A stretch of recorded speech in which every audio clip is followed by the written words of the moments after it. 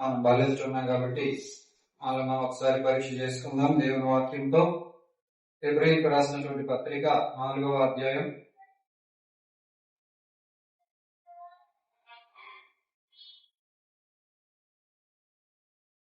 12-13 వచనాలు చదువుకుందాం.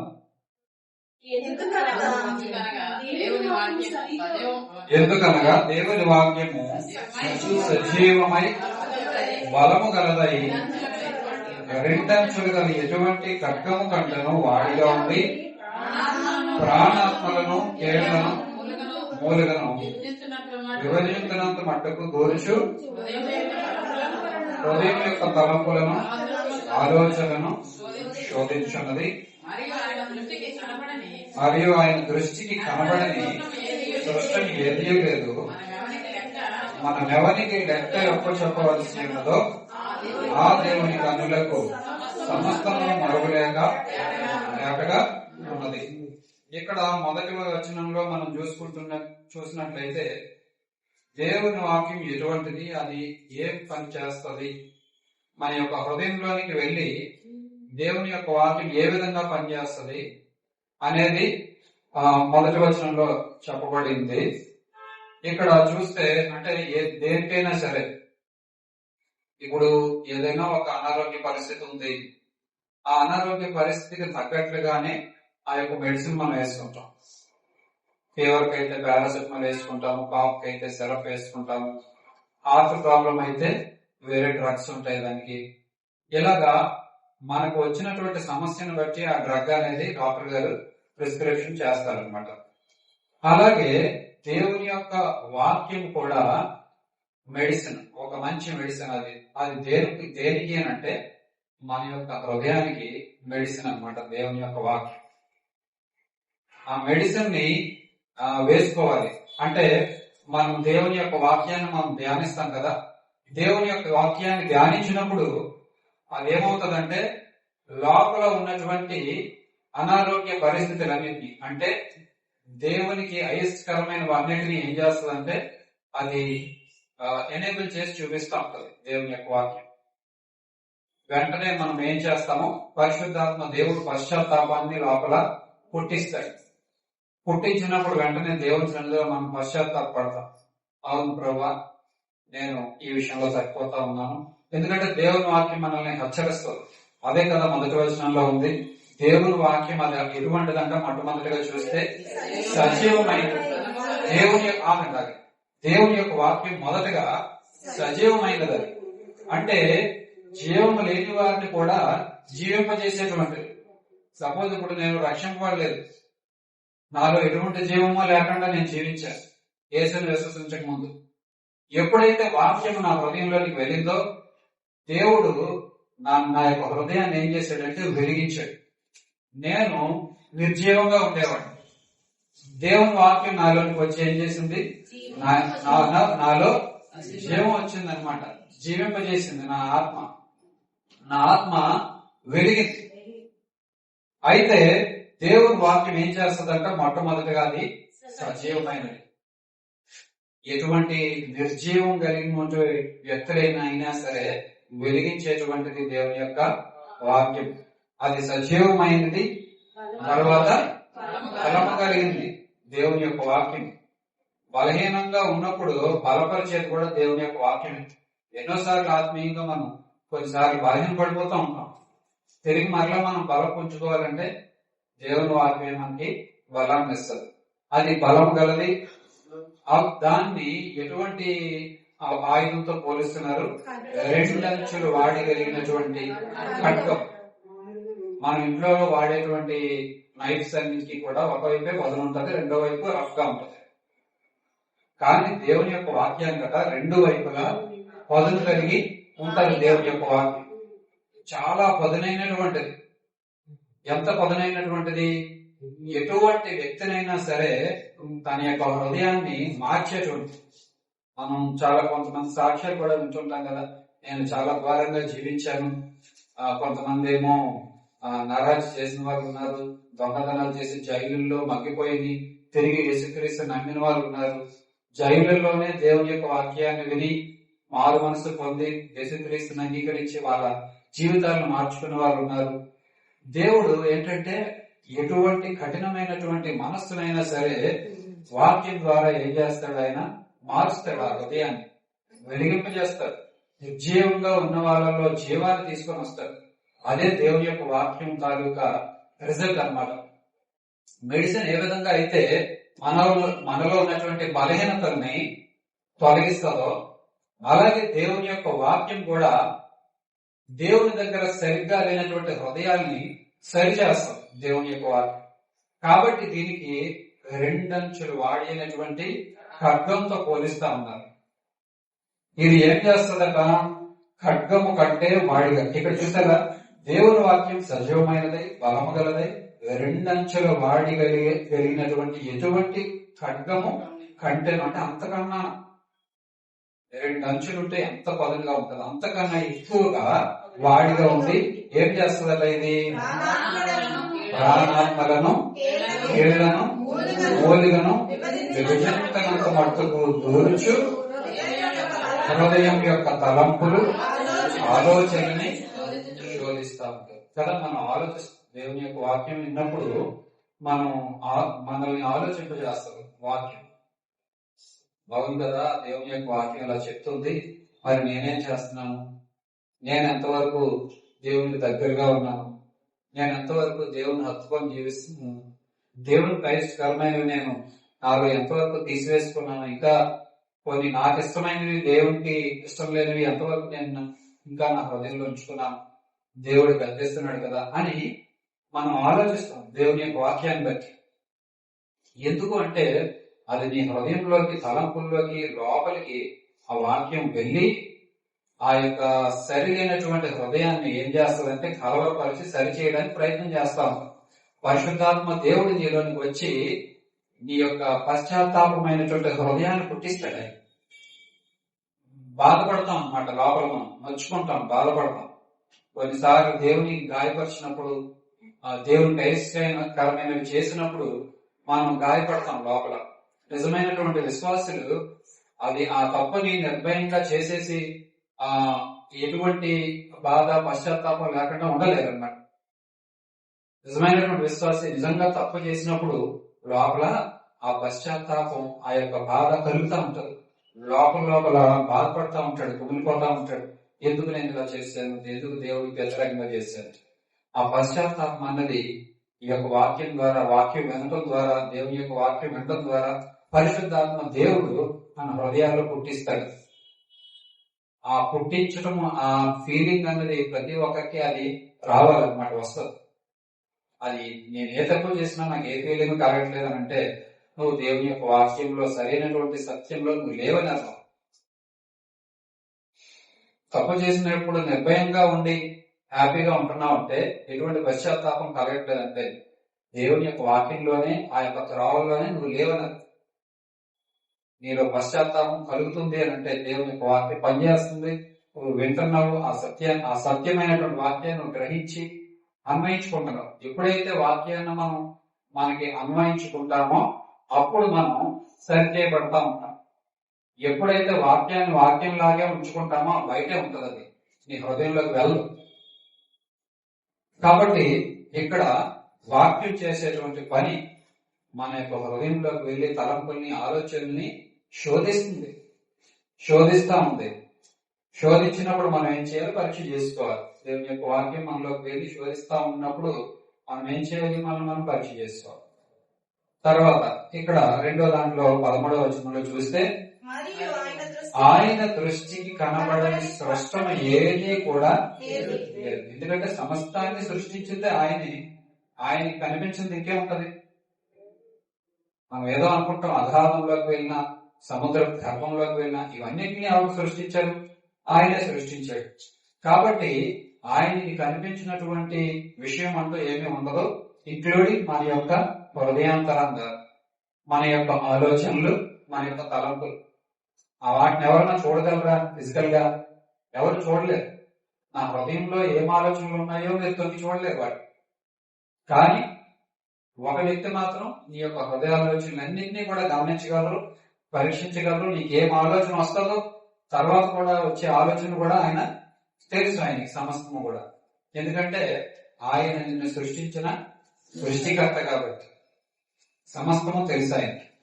మరియు ఆయన దృష్టికి కనబడినటువంటి సృష్టం ఏది కూడా లేదు అని చెప్తూ మనం ఎవరికి లెక్క ఒప్పచెప్పవలసి ఉందో ఆ దేవుని కన్నులకు సమస్తమును మరుగులేక చాటగా ఉన్నది. ఇక్కడ ఒక అర్థం ఏంటంటే, మనం ఎవరికైతే లెక్క చెప్పాల్సి ఉందో ఆ దేవునికి ఏమి ఆటంకం లేదు, తేటగా కనిపిస్తుందా, ఆయన అన్ని చూస్తున్నాడు అని అంటే దాని అర్థం ఏంటి? నువ్వేంటి లోపల దాచుకున్నా సరే అది దేవునికి కనిపిస్తుంది, దేవుని దగ్గర నువ్వు ఒప్పేసుకో. ఆయనకి కనిపించలేదు, నేను దాచుకున్నాను లోపల అని అనుకుంటున్నావేమో నువ్వు. ఆయనకి కనిపించినటువంటిది ఏది కూడా లేదు కాబట్టి నీ అంతకు నువ్వే సరెండర్ అయిపో దేవునికి. కొంతమంది ఏం చేస్తారు, ఏదో పచ్చి చేసి లేకపోతే ఫోటో దొంగతనం చేసి పారిపోతారు. పారిపోతున్నప్పుడు పోలీసులు వాళ్ళ కోసం వెతుకుతూ ఉన్నప్పుడు ఆ పరిస్థితులన్నీ చూసి ఒకనొక టైంలో వెళ్ళి సరెండర్ అయిపోతారు. వెళ్ళి నేను సరెండర్ అయిపోతాను, ఈ తప్పు నేను ఈ దొంగతనం నేనే చేశాను కాబట్టి సరెండర్ అయిపోతానంటే పోలీసుల దగ్గరకు వచ్చి లొంగిపోతారు. నక్సల్స్ కూడా కొంతమంది అలాగే లొంగిపోతా ఉంటారు. అలాగా దేవుడు సమస్తం ఆయనకి ఏమీ తేటగా లేదు. నీ హృదయాలన్నీ కనిపిస్తున్నాయి, నువ్వు లోపల ఏం దాచిపెట్టుకున్నా కనిపిస్తుంది దేవునికి. కాబట్టి నువ్వు ఎందుకు దాచిపెట్టుకుంటావు? నువ్వు ఒకనొక దినాన్న ఆయన దగ్గరికి వెళ్ళి లెక్క అప్పచెప్పాలి కదా. కాబట్టి నువ్వేమీ దాచిపెట్టుకోవద్దు. నువ్వు దాచిపెట్టుకున్నా ఆయన తెలియకుండా లేదు అని దాని యొక్క తాత్పర్యం అన్నమాట, అర్థం అన్నమాట. మనం ఎవరికైతే లెక్క అప్పచెప్పాలో ఆ దేవునికి ఏది మరుగులేదు, సమస్తం ఆయన తేటగా ఉంది, ఆయన చూస్తున్నాడు. నువ్వు లోపల దాచిపెట్టుకున్నా దాన్ని ఒప్పుకున్నా చూస్తున్నాడు, లోపల నువ్వు దాచిపెట్టేసుకున్నా ఆయన చూస్తున్నాడు. కాబట్టి ఏది మంచిది? మనం దాచిపెట్టేసుకొని ఆయన చూడలేదు, గమనించలేదు అనుకోవాలా? లేదంటే ఎందుకు? దేవుని ఏది దాచిపెట్టినా ఆయన తెలుసు కదా, ఆయన సరెండర్ అయిపోయి ఒప్పేసుకోవడం బెటర్. దేవునికి ఎప్పుడు కూడా మనం సరెండర్ అవ్వాలి. నువ్వు ఎవరికైనా అవ్వకపోయినా ఖచ్చితంగా నీ సృష్టికర్త దేవునికి నువ్వు సరెండర్ అయిపోవాలా. ఏ విషయంలోనైనా సరే నీకు బలహీనత ఉంది, ఆ బలహీనత విషయంలో ప్రభా ఇదిగో ఈ బలహీనత ఉంది, తప్పించు ప్రభా, నాకు ఇది ఇష్టం లేదు, నాకు ఇది చేయడం ఇష్టం లేదు, కాబట్టి నువ్వే సహాయం చేయి అని చెప్పి దేవుని దగ్గర మనం సరెండర్ అవ్వాలి. తప్పితే మనం దాన్ని అలాగే మనం లోపల దాచిపెట్టి ఉంచుకోకూడదు. మత్తయి సువార్త 15వ అధ్యాయము 18-19 వచనాలు చూద్దాం. నోట నుండి బయటకు వచ్చినవి హృదయంలో నుండి వచ్చును, ఇవే మనిషిని అపవిత్ర పరుచులోని మీరు గ్రహింపరా? దురాలోచనలు, నరహత్యలు, వ్యభిచారములు, వేశ్యాగమనములు, దొంగతనములు, అబద్ధ సాక్ష్యములు, దేవదోషములు హృదయంలోనే వచ్చును. ఇవి మనిషిని అపవిత్ర పరుచులు. కానీ చేతులు కడుగుపాక భోజనం చేయటం మనిషికి అపవిత్ర పరుచులని చెప్పారు. ఇక్కడ ప్రభు వారు ఒక లెసన్ టీచ్ చేస్తున్నారు అనమాట.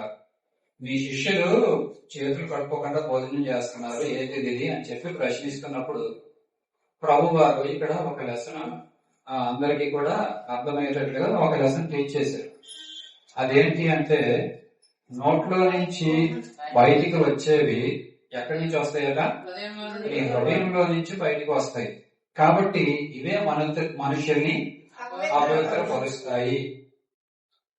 చేతులు కడుక్కోకుండా తినడం వల్ల కాదు. కానీ ఇక్కడ ప్రభు వారు ఒక ఆత్మీయమైనటువంటి పాఠాన్ని బోధిస్తున్నారు. ఏంటి అంటే, ఈ అపవిత్రతని మీరు అపవిత్రను అనుకుంటున్నారు కదా, అసలైనటువంటి మీ హృదయానికి కలిగేటువంటి అపవిత్రత ఉంది, దాని మీద మీరు దృష్టి పెట్టండి, ఆ అపవిత్రత మీరు తొలగించుకోండి ప్రభు వారు చెప్తున్నారు. మీ నోట్లో నుంచి మీరు మాట్లాడేటువంటి మాటలు ఏవైతే ఉన్నాయో, మీరు నోట్లో నుంచి అపవిత్రమైన మాటలు, బూతులు ఇలాంటివి ఏమన్నా మాట్లాడుతున్నారు మీరు, అది ఎక్కడి నుంచి వస్తుంది? నీ హృదయంలో నుంచి వస్తున్నాయి. నీ హృదయం సరిగ్గా లేకపోతే నీ నోరు నీకు ఇష్టానుసారంగా ఏది పడితే నువ్వు మాట్లాడతావు. ఎందుకంటే నీ హృదయం కరెక్ట్ గా లేదు లోపల. నీ హృదయాన్ని సరి చేసుకున్నప్పుడు ఈ నోట్లో నుంచి మంచి మాటలు పలుకుతావు, సరైనటువంటి మాటలు వస్తాయి. సో నీ హృదయం కరెక్ట్ గా లేదు కాబట్టి నీ నోట్లో నుంచి వచ్చేటువంటి మాటలు అవన్నీ కూడా అపవిత్రమైనవి కాబట్టి మొత్తం అంతా కూడా అపవిత్రపరుస్తుంది అని చెప్తూ, నోట్లో నుంచి బయటకు వచ్చి హృదయంలో నుంచి వచ్చింది కాబట్టి అవే మనుషుని అపవిత్రపరచునని మీరు గ్రహించడం లేదా? ముందు వాటిని గ్రహించండి. నీ యొక్క హృదయాన్ని అపవిత్రపరిచేటువంటిది ఏదైతే ఉందో నీ హృదయాన్ని మొట్టమొదటిగా నువ్వు సరి చేసుకో. అది దాన్ని క్లెన్స్ చేసుకో, దాన్ని పవిత్రపరచుకో నీ హృదయాన్ని. పై వాటి మీదే దృష్టి పెడతా ఉంటారు ఈ శాస్త్రులు, పరిచయులు అన్ని కూడా పై వేషధారణ మీదే ఎక్కువగా దృష్టి పెడతారు, కానీ హృదయాన్ని ఎంత మాత్రం లక్ష్యం చేయరు. వీధుల్లో వెళ్ళినప్పుడు వందనాలు స్వీకరించడం, మేము వస్తున్నామంటే మాకు మీరు గౌరవం ఇవ్వాలి, ఇలాంటివన్నీ కోరుకుంటారు. కానీ అందుకే ప్రభు గారు అన్నారు, మీ యొక్క హృదయం ఎలా ఉందో తెలుసా? శ్రమం కొట్టినటువంటి సమాధులుగా ఉంది. బయటికి మీరు అందంగా మీరు ఇవి ఏంటంటారు దాన్ని, అంగీలు అవి వేసుకుంటారు. మీరు ఆ అంగీ వేసుకున్నప్పుడు ఒక పెద్ద వ్యక్తిలాగా, ఒక బాధకుడిలాగా మీరు కనిపిస్తారు అందరికీ. వాళ్ళు కూడా మీకు రెస్పెక్ట్ చేస్తారు. కానీ మీ హృదయం సరైనదిగా లేదు. ఎందుకంటే పైన వేసుకున్న అంగి అందరికీ కనిపిస్తుంది. దేవుడు ఏం చేస్తున్నాడు? ఆ అంగి లోపల ఉన్నటువంటి వాళ్ళ హృదయం చూస్తా ఉన్నాడు. కాబట్టి నీ హృదయం సరైనదిగా లేదు. నువ్వు బయట చక్కగా తయారయ్యావు తప్పితే నీ హృదయం కరెక్ట్ గా లేదు దేవుడి దగ్గర. దాన్ని సరి చేసుకో. అది అపవిత్రంగా ఉంది, దాన్ని శుభ్రపరచుకో అని ప్రభువారు చెప్తున్నారు.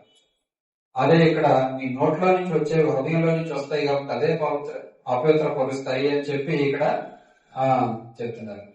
ఇక్కడ దురాలోచనలు, నరహత్యలు, వ్యభిచారం, వైశ్యసంగం, దొంగతనం, అబద్ధ సాక్ష్యం, దేవదూషణం ఇవన్నీ కూడా హృదయంలో నుంచి వస్తాయి. ఇవే మనిషిని అపవిత్రపరుస్తున్నాయి అని మీరు గ్రహించండి, వాటిని సరి చేసుకోండి ముందు అని ప్రభు వారు ఇక్కడ ఒక లెసన్ టీచ్ చేస్తున్నారు. అలాగే ఎబిసి పత్రిక 2వ అధ్యాయంలో ఎబిసికు రాసిన పత్రిక 2వ అధ్యాయం 3వ వచనం చూడండి. వారితో కలిసి మనమందరమును శరీరము యొక్క మనస్సు యొక్క కోరికలను నెరవేర్చుకొనుచు మన శరీరాశలను అనుసరించి మునుపు ప్రవర్తించుచు కడమవారి వలనే స్వభావ సిద్ధముగా దైవోగ్రతకు పాత్రులమై ఉంటుంది. చాలండి. ఇక్కడ మనం చూస్తే ఇంతకు ముందు మనం ఏం చేసేవారిని అనేటువంటిది ఇక్కడ ప్రస్తావిస్తుంది వాక్యం. మనం ఇంతకు ముందు ఏం చేసేవాళ్ళంట? లోకస్తులతో కలిసిమెలిసి ఉండి వాళ్ళతో కలిసి మనం కూడా తిను త్రాగు సుఖించు అన్నట్లుగా మనం ఏ ధర్మశాస్త్రము కూడా మనం రిస్ట్రిక్ట్ చేసేది లేదు. ఇప్పుడు ఇది చేయకూడదు, అది చేయకూడదు, నువ్వు అలా ఉండాలి, ఇలాగే ఉండాలి, ఇలా చేయకూడదు అని నాకు కండిషన్స్ పెట్టేటువంటిది ఏది లేదు. కాబట్టి నా ఇష్టానుసారంగా, లోకానుసారంగా నేను జీవించాను. అదే ఇక్కడ దేవుని యొక్క వాక్యము చెప్తా ఉందన్నమాట. మునుపు ఈ ప్రపంచ ధర్మం చొప్పున మనం ఇంతకు ముందు మనం నడుచుకున్నాం. వాళ్ళందరితో కలిసి మన శరీరం యొక్క, మనసు యొక్క కోరికల చొప్పున వాటిని నెరవేర్చుకుంటూ వస్తా ఉన్నాం. అలాగే మన శరీర ఆశలను అనుసరించి ఇంతకు ముందు మనం నడుచుకుంటూ ఉండేవాళ్ళని. కాబట్టి అటువంటి స్థితి మనల్ని ఉగ్రతలోకి తీసుకువెళ్ళేది. దైవోగ్రతకు పాత్రమై ఉంటుంది. అది అటువంటి స్థితి దేవుని యొక్క ఉగ్రతకి మనం కారణం అన్నమాట. మనం ఇవన్నీ చేయడం వల్ల దేవుని యొక్క ఉగ్రతకి పాత్రులుగా ఉండేవారు. ఆ స్థితిలో నుంచి దేవుడు మనం ఏం చేశాడు? విడిపించాడు. ఆ 4వ వచనం నుంచి చూస్తే ఆయనను కరుణా సంపన్నుడైంది,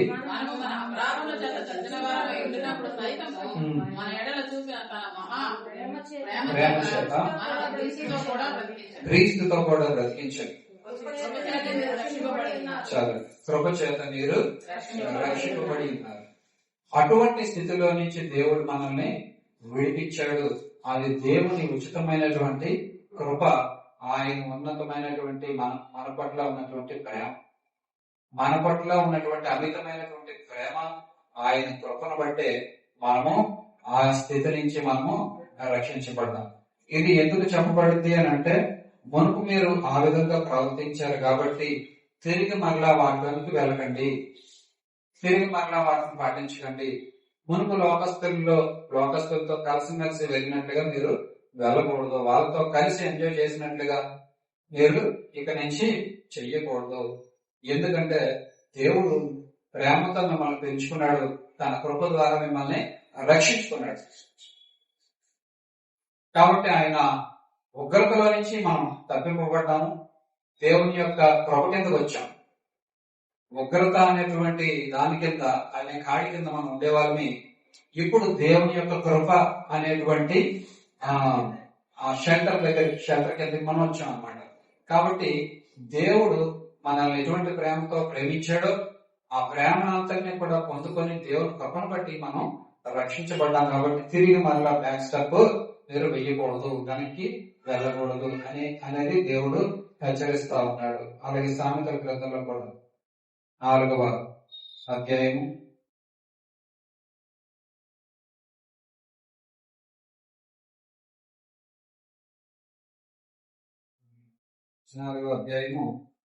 20-23 వచనాలు. నా కుమారుడా, నా మాటలు ఆలకింపుము, నా వాక్యములకు నీ చెవియొగ్గుము, నా వాక్యములకు నీ చెవియొగ్గుము, నీ కన్నుల ఎదుట నుండి వాటిని తొలగిపోనీయకుము, నీ కన్నుల ఎదుట నుండి వాటిని తొలగిపోనీయకుము, నీ హృదయమందు వాటిని భద్రము చేసుకొనుము, నీ హృదయమందు వాటిని భద్రం చేసుకొనుము, దొరికిన వారికి అవి జీవమును, దొరికిన వారికి అవి జీవమును, వారి సర్వ శరీరమునకు ఆరోగ్యము ఇచ్చును. నీ హృదయంలో నుండి జీవధారలు బయలుదేరు. కాబట్టి అన్నిటికంటే ముఖ్యముగా నీ హృదయమును భద్రముగా కాపాడుకును. అన్నిటికంటే ముఖ్యంగా ఏం చేయాలంటే మన హృదయాన్ని భద్రంగా కాపాడుకోవాలి. దేవునికి మన హృదయాన్ని ఇచ్చాం, దాన్ని కాపాడుకోవాలి కూడా. దేవా, ఇదిగో నువ్వు నా హృదయాన్ని అడిగావు కదా, నీ హృదయం నాకు నా కుమారుడని అడిగావు కదా అని చెప్పి దేవునికి మన హృదయాన్ని ఇచ్చాం, దానిని భద్రంగా కాపాడుకోవాలి. ఎందుకంటే దేవుణ్ణి హత్తుకున్న వాళ్ళు సహితము ఎంతో మంది వెనక వెళ్ళిపోయిన వాళ్ళు చాలా మంది ఉన్నారు. అంచె దినాల్లో ఏర్పరచబడిన వారు సహితము మోసపుచ్చబడతారు, తొలగిపోతారు దేవుళ్ళ నుంచి. అది దేవుని యొక్క వాక్యమే సెలవిస్తుంది. మనం చెప్పట్లే, మన సొంత ఆలోచన కాదు. దేవుని యొక్క వాక్యమే సెలవిస్తుంది. ఏర్పరచబడిన వారు సహితము మోసపరచబడతారు, తగ్గిపోతారు, తొలగిపోతారు, దేవుని యొక్క మార్గాలు విడిచి వెనక వెళ్ళిపోతారు. అటువంటి పరిస్థితులు వస్తా ఉన్నాయి ఫ్యూచర్ లో. ఆల్రెడీ కొన్ని ప్రాంతాల్లో వచ్చేసి. కాబట్టి మనం భద్రం చేసి దేవుని యందు ఉంచినటువంటి విశ్వాసాన్ని మనం కాపాడుకోవాలి. దేవుడిచ్చినటువంటి ఆ రక్షణ వస్త్రాన్ని మనం కాపాడుకోవాలి. అలాగే మన యొక్క హృదయాన్ని కూడా మనం భద్రము చేసుకోవాలి. ఎందుకంటే దేవునికి ఇచ్చినటువంటి హృదయం ఇది. కాబట్టి దీన్ని మనం చాలా భద్రంగా కాపాడుకోవాలి. అందుకే ఇక్కడ దేవుడు అంటా ఉన్నాడు, నా కుమారుడా, నా మాటలు ఆలకించి నా వాక్యాలకి నీ యొక్క చెవిని ఇవ్వు అనేసి. చూడండి, వాక్యాన్ని మనం ఎంత శ్రద్ధగా వింటామో దానిని బట్టే అది హృదయంలోనికి వెళ్తుంది. అనాలోచితంగా పక్క వాళ్ళతో మాట్లాడుకుంటూ ఏదో చూస్తూ అటు చూస్తే ఇటు చూస్తూ మన వాక్యం ఎన్నో అనుకోండి, బయటే ఉంటుంది ఆ వాక్యం, మన హృదయంలోనికి వెళ్ళదు. వాక్యాన్ని ఎప్పుడైతే మనం వాళ్ళ వైపు చూసి శ్రద్ధగా ఆ రిఫరెన్స్ చూస్తూ ఆ దేవుడు ఏం మాట్లాడతాడని మనం ఎప్పుడైతే మన హృదయాన్ని తెరచుకొని చూస్తామో ఆ యొక్క వాక్యం మన హృదయంలోనికి వెళ్ళి ఆ వాక్యం యొక్క ఫలింపు మనం చూస్తాం. లేదంటే వాక్యంలాగే ఉంటది, మన జీవితంలాగే ఉంటది. ఎటువంటి మార్పు జీవితంలో ఉండదు. ఎందుకు మారట్లేదు జీవితాల్లో ఎందుకు మార్పు ఉండట్లేదు అంటే అంతే, దేవుని యొక్క వాక్యం వాళ్ళ యొక్క హృదయం బయటే ఉంది కానీ ఇంకా లోపలికి వెళ్ళలేదు. తీసుకునే విధానాన్ని బట్టి ఉంటది. వాక్యము అందరికీ ఒకే విధంగా పట్టకబడతా ఉంటది. అది తీసుకునేటువంటి విధానం బట్టి ఉంటది. క్లాస్ రూమ్ లో టీచర్ అందరికీ ఒకేలాగా పాఠాలు చెప్తాడు. ఒకడికి 90% ఒకటి వస్తుంది, ఒకడికి 40% వస్తుంది. ఎవరి తప్పు? టీచర్ తప్ప, స్టూడెంట్ తప్ప? కాబట్టి దేవుని యొక్క వాక్యాన్ని మనం శ్రద్ధగా విని గ్రహించి హృదయంలోనికి అంగీకరించినప్పుడు మాత్రమే ఆ వాక్యం నీలో పనిచేస్తుంది. ఉదాహరణ, మెడిసిన్. మనకు అనారోగ్యం ఉంది, మెడిసిన్ తెచ్చుకున్నాము, టాబ్లెట్ తెచ్చుకున్నాము. ఆ టాబ్లెట్ తెచ్చుకుంటే తగ్గిపోతుందా? ఆ టాబ్లెట్ ఓపెన్ చేసి పట్టుకుంటే తగ్గిపోతుందా? దాన్ని అలా చూస్తూ ఉంటే తగ్గిపోతుందా? ఎప్పుడు అది తగ్గుతుంది, ఎప్పుడు అది పనిచేయడం స్టార్ట్ అవుతుంది, మనం లోపలికి వేసుకోవాలి, మన శరీరంలోనికి వెళ్ళాలి లోపలికి. అప్పుడే అది దాని యొక్క పని స్టార్ట్ చేస్తుంది. దేవుని యొక్క వాక్యం కూడా సేమ్ అంతే. దేవుని యొక్క వాక్యాన్ని మనం బయట ఉంచినంత వరకు, మన హృదయంలోకి తీసుకోకుండా దాన్ని బయటే పెట్టినంత వరకు అది అలాగే ఉంటుంది. ఎప్పుడైతే నీ హృదయంలోని వాక్యాన్ని ఆహ్వానిస్తావో, అంగీకరిస్తావో, విశ్వసిస్తావో, సంపూర్ణంగా చెప్పినటువంటి సత్యాన్ని ఎప్పుడైతే సంపూర్ణంగా నువ్వు ఆ విశ్వసించి లోపలికి తీసుకుంటావో, అప్పుడు ఆ యొక్క వాక్యం యొక్క ఫలితాన్ని అది పనిచేయడం స్టార్ట్ అవుతుంది. దాని యొక్క ఫలితాన్ని కూడా మనము చూస్తాం. కాబట్టి నా మాటలను ఆలకించు, నా వాక్యానికి నీ యొక్క చెవి ఇవ్వు అని ప్రభువారు చెప్తా ఉన్నారు. అలాగే నీ కన్నులు ఎదుటి నుంచి వాటిని తొలగిపోనీయద్దు, నీ హృదయంలో వాటిని భద్రము చేసుకో. దేవుని యొక్క వాక్యాన్ని మన హృదయంలో భద్రం చేసుకోవాలి. కొన్ని దినాల తర్వాత మనం బైబిల్ గ్రంథాన్ని మన చేతితో పట్టుకొనిస్తారో లేదో కూడా తెలియనటువంటి పరిస్థితి. కాబట్టి వాక్యాన్ని మనం మన హృదయంలో భద్రపరుచుకోవాలి, దేవుని యొక్క వాక్యాన్ని. ఇప్పుడైతే మనం ఈ జీవ గ్రంథాన్ని చేతిలో పట్టుకొని చదువుతున్నాము, వస్తున్నాం, కానీ కొన్ని దినాల తర్వాత పట్టుకొని ఒప్పుకోవచ్చు కూడా బైబిల్ గ్రంథాన్ని. కాబట్టి అది దొరికినప్పుడే దాన్ని మనం ఏం చేయాలా, భుజించాలి. ఆ దొరికిన సమయం అంతే మనం దాన్ని సంపూర్ణంగా తీసుకోవాలి, భుజించాలి. దొరికిన వారికి అది ఏమవుతుందట, జీవం. నీకు దేవుని యొక్క వాక్యం దొరికిందా, దాన్ని పట్టుకున్నావా, దాన్ని తిన్నావా, అది నీకు జీవాన్ని ఇస్తుంది, జీవంలోనికి నడిపిస్తుంది. వారి సర్వ శరీరానికి ఏమవుతుందట, ఆరోగ్యాన్ని కలిగిస్తుంది. ప్రతి అనారోగ్య ఆలోచన తొలగిస్తుంది, ప్రతి చెడ్డ తలంపులు ఆలోచనలు తీసివేస్తుంది, హృదయాన్ని సరిచేస్తుంది. ఆరోగ్యం అంటే శారీరకమైనటువంటిది అని నేను చెప్పడం లేదు, కానీ మన హృదయంలో ఉండేటువంటి అనారోగ్య పరిస్థితుల్ని ఆ దేవుని యొక్క వాక్యం ఏం చేస్తుంది అంటే, ఆ అనారోగ్య పరిస్థితులన్నింటినీ తీసి బాగు చేస్తుంది దేవుని వాక్యం. కాబట్టి దొరికిన వారికి అది జీవాన్ని ఇస్తుంది, వారి సర్వ శరీరానికి ఆరోగ్యాన్ని ఇస్తుంది. నీ హృదయంలో నుంచి జీవదారులు బయలుదేరుతాయి, నీ హృదయంలో నుంచే బయటికి జీవదారులు బయలుదేరుతాయి. కాబట్టి అన్నిటికంటే ముఖ్యంగా నీ యొక్క హృదయాన్ని భద్రంగా కాపాడుకోని ప్రభువాక్యం సెలవిస్తాం. కాబట్టి మనం అందరూ కూడా కొద్ది నిమిషాలు మోకరించి మనం పరీక్ష చేసుకుందాం.